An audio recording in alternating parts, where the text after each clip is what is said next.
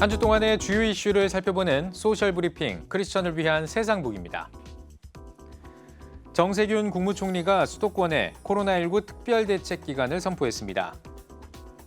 정 총리는 정부는 우선 앞으로 2주 동안 코로나19 하루 확진자를 200명대로 줄이기 위해 총력을 다하겠다며 수도권은 특별대책기간, 비수도권은 방역수칙 준수 특별기간을 선언했습니다.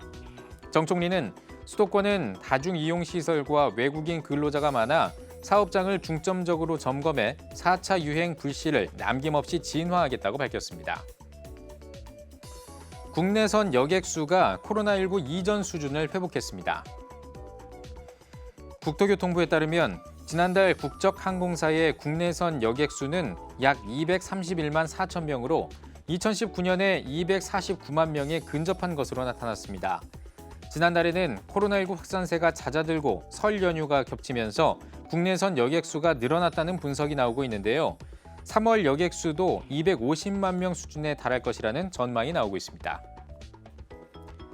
정부가 코로나19 백신을 맞고 면역 반응이 나타나더라도 하루 정도는 집에 머무르며 몸 상태를 관찰할 것을 권고했습니다.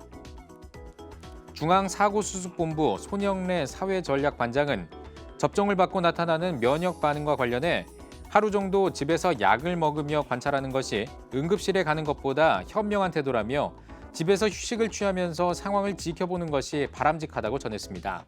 정부는 백신 접종 후 휴가 제도화 방안을 관계부처와 함께 검토하고 있습니다. 미얀마 쿠데타 반대 시위 사망자가 100명을 넘어섰습니다.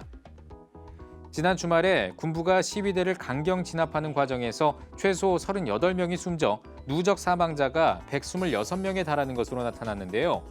군부는 최대 도시인 양곤 2개 지역에 계엄령을 선포했습니다.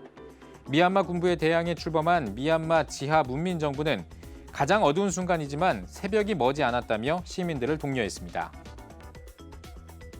코로나19로 침체됐던 극장가가 회복세를 보이고 있습니다.